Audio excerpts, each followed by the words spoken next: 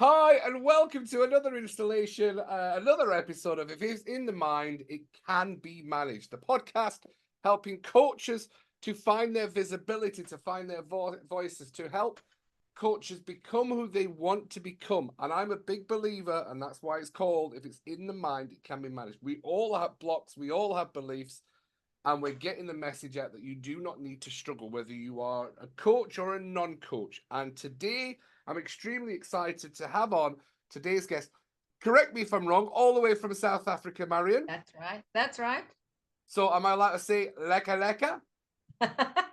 Yes, of course.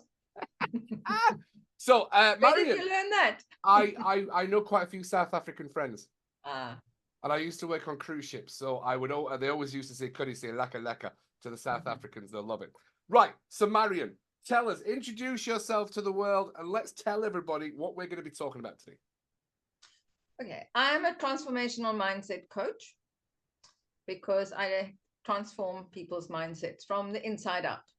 I work primarily with the subconscious mind because that's where all the issues are rooted. There are some things you can clear by working on the conscious level, but you get much further if you work directly with the subconscious. And I love to help women reach their full potential. And for those of us working online, that means getting visible online. And that in turn means video. And having been camera shy for almost my entire life, I understand what that's like. And if I can overcome it, so can you. And I'm happy to teach you the tools that I have used to free myself from those limiting blocks and beliefs that keep you stuck. Fantastic, Marion. What a lovely introduction. So, something I've never struggled with is camera work, but I struggle with I do have blocks in other ways. So let's talk about the power of the subconscious mind. When you say the blocks are in the subconscious mind, explain to all the listeners what's the difference between the conscious mind and the subconscious mind. Well, the subconscious mind is where your memories are stored.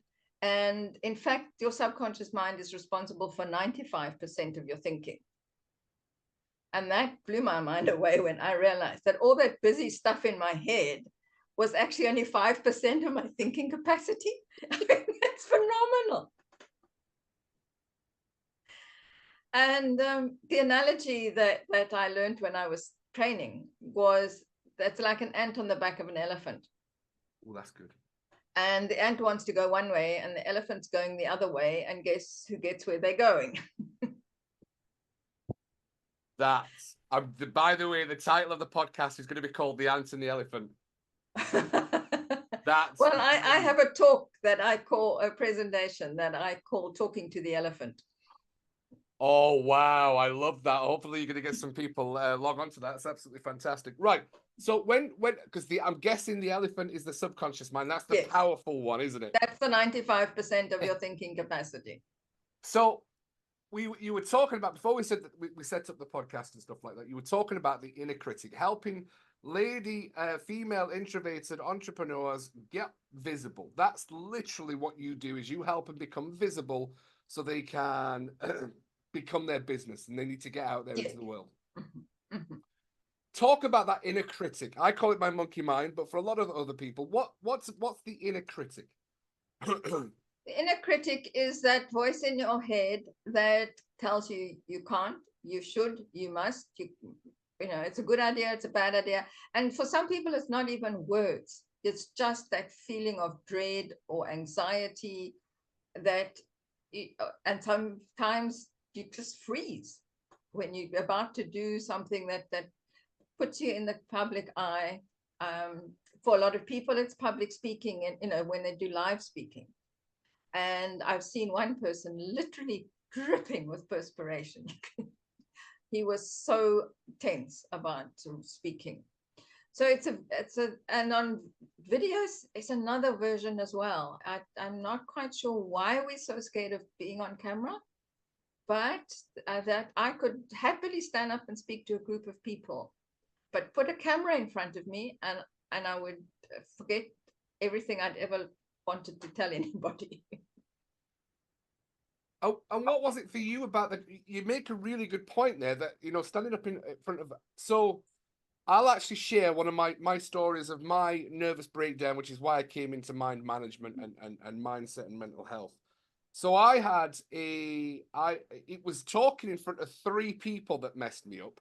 I could talk to 1,000 people, but I had an audition for a job and I froze in front of 3 people that were sat there. The night before, I talked to an audience of 1,000 people. And then I had to come and do a memorized 10-minute speech for 3 people sat in front of me, and I froze and I had a breakdown and I couldn't get my words out. And that was because that's when I had to learn about my monkey mind. It was the conversation that just absolutely demolished me. So what is it about for people? That You was said, triggering. Yeah, yeah, that was triggering other stuff. yeah. And yeah.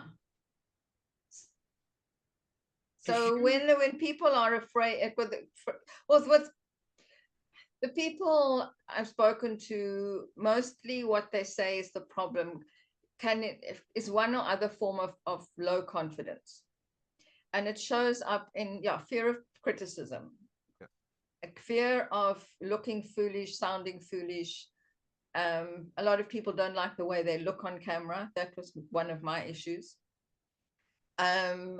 Sometimes it's about people not listening. You're going to go to do the video and then no one listens to you. That can be an issue. Some people get overwhelmed by the sort of tech and for me, one of the last things I had to overcome was the need to be perfect.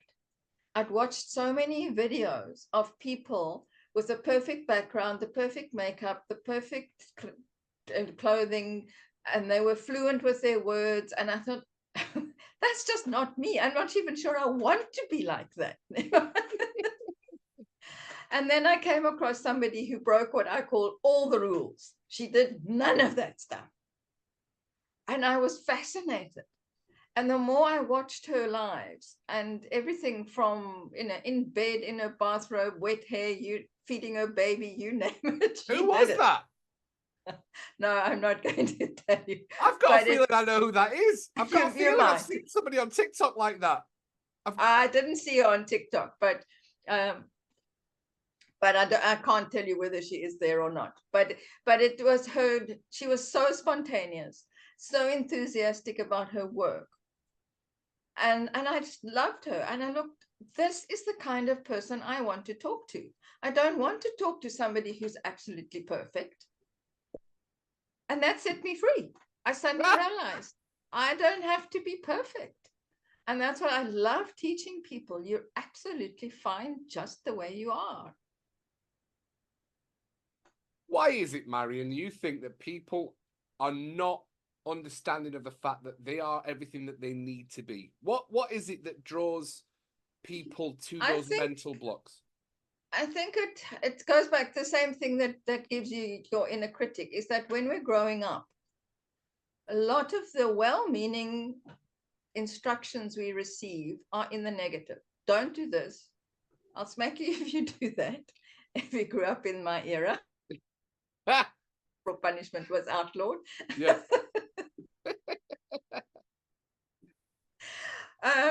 And the adults around us were genuinely trying to teach us how to keep ourselves safe and learn acceptable behavior.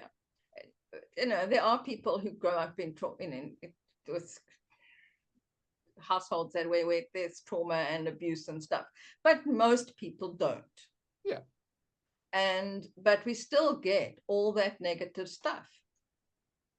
And we don't always get enough affirmation and validation that counterbalances the negatives. So we're not told often enough that we're good, we're great, and every little step we take is a wonderful thing. And so our inner voice develops out of all the instructions and things that we've absorbed as children around what you can do, what you can't do, what it's safe to do, what is not safe to do. And when we get as we go through life, that gets added to. by other situations. And then when we're confronted with doing something new, stepping outside of our comfort zone, that inner critic kicks in order to keep us safe. It's kind of saying, let's go with the public speaking thing. It will stay with, you'll say, you may not remember the original time that you've had an issue around speaking. You've maybe at school, you answered a question was wrong and the class laughed at you or something, or the teacher made a disparaging remark. You may not remember that exact incident, but it's why your emotional response to it is wired into your nervous system. And the next time you stand up and speak, it's going to kick in and say, this is dangerous. Yeah. You know, you're confronting a lion. You better run. Yeah. Or freeze. Absolutely. Yes. Absolutely. And yeah. No, go. No, that's why I like working with the subconscious, because you can go back and reprogram those messages. And I call it turning your inner critic into a supportive fan, so that you start to get positive feedback from your, from that inner voice. Perfect. Rather than a negative telling you what you can and can't do, because a lot of it's no longer relevant.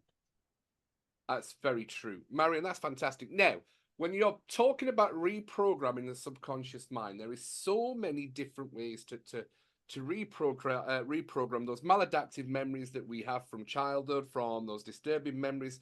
Sometimes those memories are actually just dreams or movies that we've watched, but we don't. Your mind doesn't understand how to distinguish between fact and fiction sometimes. So when Marion's talking about reprogramming the subconscious mind, what kind of modalities or what kind of tools does Marion use for herself and for her clients? My favorite one is emotional freedom techniques, EFT, or tapping, as some people call it. It has a whole range of ways in which it is used. So I always say to people, there's an S on the end of techniques, because it's no longer one technique. Correct. And so there's always a way of using it that will fit the person I'm working with. And the basic one is the tapping routine, that where you tap on acupuncture points. The interesting thing is that it's been so effective specifically for trauma, including PSTD, that there's been a significant amount of research done on how it works, because the mainstream fundis don't actually accept acupuncture as an acceptable explanation. Yeah. So then, what the research has shown is that tapping on those points calms the amygdala, the part of the brain that's responsible for your fight, flight, freeze response to things. And so when you're tapping on those points, it automatically calms your body down. You no longer get that panic instruction going through your body. And then you can reframe your understanding of the event. And so that what I like to work in pictures. So I liken it to a doorbell. Push the button is your trigger, which will normally send you into anxiety. Then that's the alarm ringing.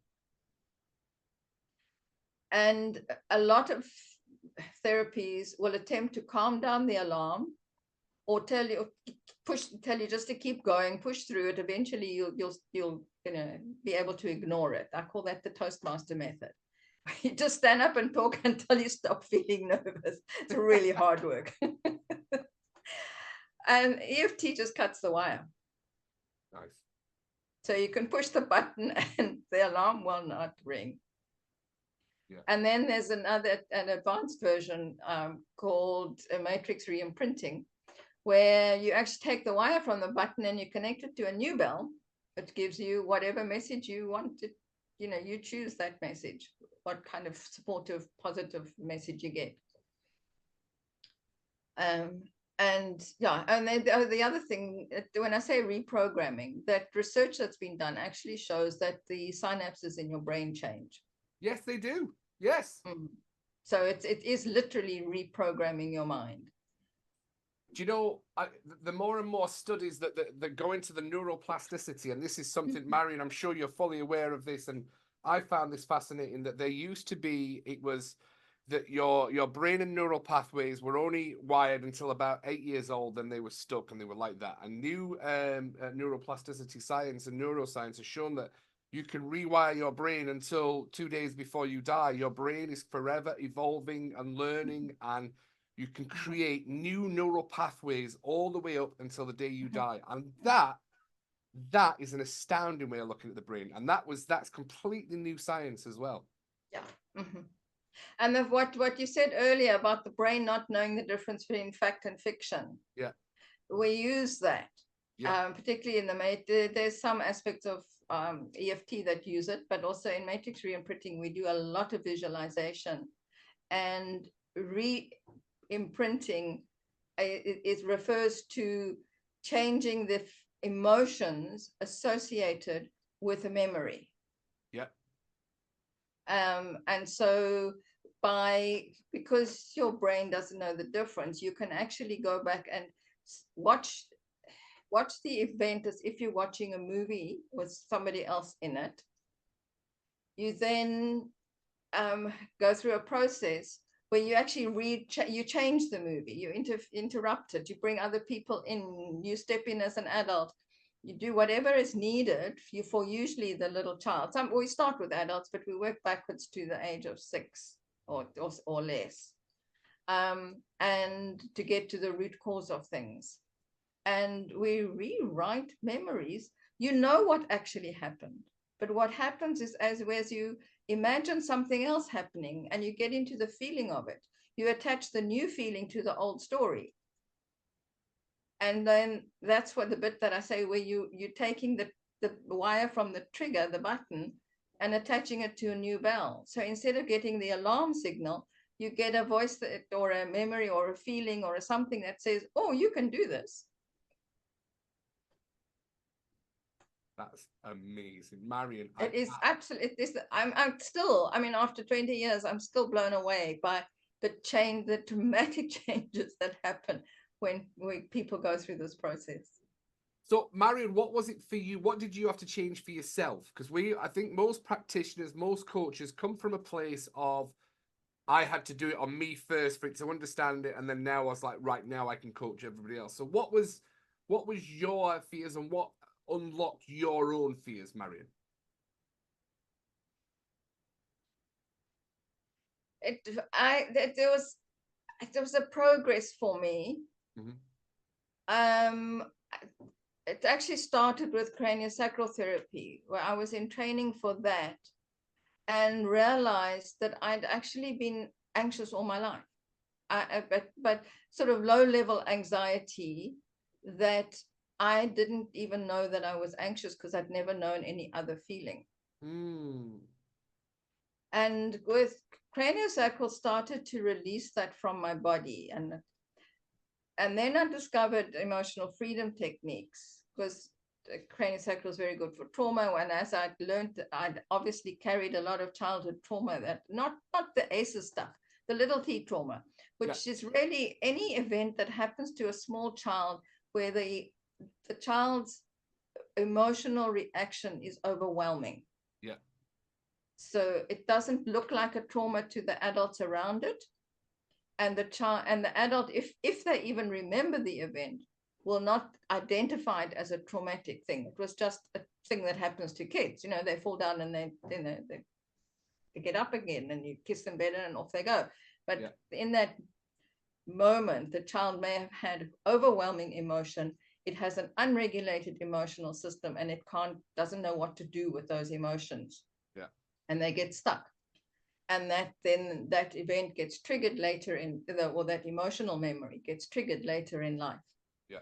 And and once I'd understood that and realized that obviously I was carrying trauma, the crania released it from my body, but it didn't at one level, but it also didn't I didn't know what it was.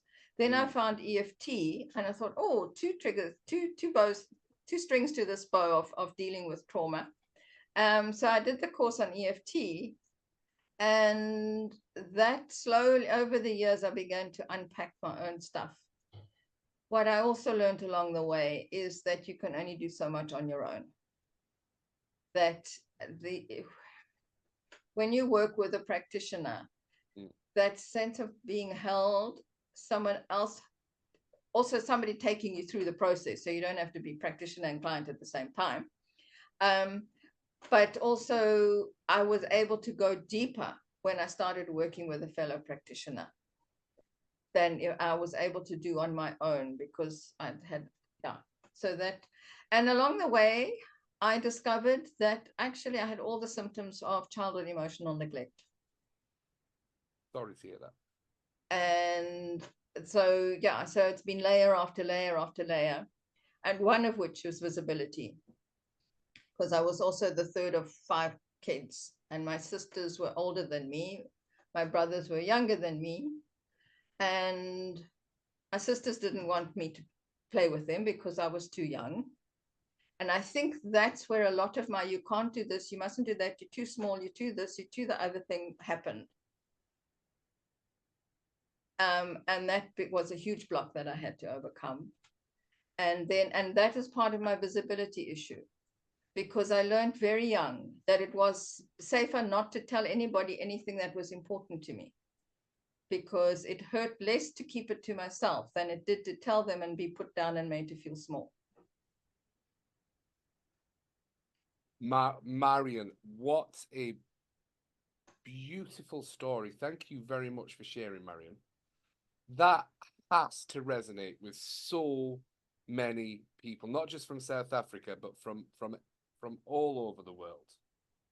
And how you found EFT and how you help others become visible is absolutely amazing. I always think we should wrap up and take away something from each podcast. I love the analogy of the elephant and the ant, the subconscious mind. Lovely. I love that. So I always want to take something away personally from every podcast that I do, so I learn something. And the ant and the elephant is absolutely brilliant. I absolutely love that. I got a really great analogy when I was working with a client today with EMDR. You use EFT, I use EMDR, and I was trying to explain to a client about how these maladaptive memories get stored, and we have to process them with the bilateral stimulation. And I had to explain to a teenager that when we have those maladaptive memories, if it's not being processed within the brain, if it gets stuck in the AIP system, it's like having a Stephen King novel in the children's section of the library. Right? And that analogy, the second I came with that analogy for the person that I was working with, was like, oh my God, I get it. So that the trigger is my Stephen King novel. I said, I need to get that Stephen King novel out of the children's section of the library, put it back where it needs to be. But that analogy absolutely is a takeaway from me. The ant and the elephant. I love that. Thank you so much. And for anyone's listening, I hope you enjoy the Stephen King novel in the children's section of the library. We've got to get that memory out, and then your nervous system can reprocess again. And I love that. I love the analogies. When we get those analogies, they pop out. So hopefully everyone. Now, I want to know what cranial sacral therapy is. It is an offshoot of osteopathy. Right. It's the osteopathy. Yeah. And it's moved more into the energy work, the energy side of things than the physical manipulation. And it works directly with the nervous system. Yep. So that's where it gets its name from, because you're working from we work with the entire body, but the nervous system from your head to your sacrum. So it's named from working with the craniosacral system. It also releases tension from the fascia. Right. And a lot of physical issues can come as a result of emotional tension, Yeah. Where starting with muscle tension, which then gets into the fascia, and body work, normal body work deals with muscles. There are a few. I think rolfing is another one with cranial, where you work with the fascia to release tension. And interestingly, there's now research that shows that the meridian system from acupuncture, that those meridians actually run through the fascia. Fantastic. Yeah. I love that.